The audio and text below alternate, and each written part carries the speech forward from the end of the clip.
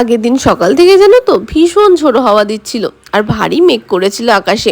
কিছুক্ষণের মধ্যে নামলো ঝমঝমিয়ে বৃষ্টি। আর বৃষ্টি দেখে আমরা চলে গেছিলাম ছাদে ভেজার জন্য, একবারে কাক ভিজে ভিজেছিলাম। তার ফলটা তোমরা আশা করি আমার গলা শুনেই বুঝতে পারছো। আর আজকে না তো আমাদের ট্যাঙ্কিটাও এদিকে ফেটে গেছে।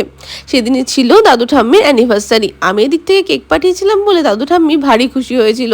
নাতনি যাতে ভালো করে দেখতে পায় ওই জন্য কেক খাইয়ে অনেকক্ষণ ধরে রেখে দিয়েছিল জানো তো চামচটা। বিকেলবেলা খিদে পেতেই বেরিয়ে একটুখানি খেয়েছিলাম স্যান্ডউইচ। ঘরে ফিরে কি বানাবো ভাবতে ভাবলাম মায়ের ওই স্পেশাল আলু চচ্চড়িটা বানাই।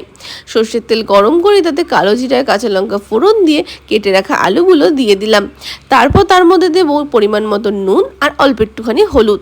ভালো করে নাড়াচাড়া করে বেশিক্ষণের জন্য ঢেকে রেখে দেবো।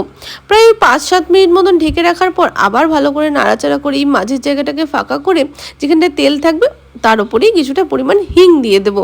হিঙের গন্ধ কিন্তু আমার ভীষণ পছন্দের।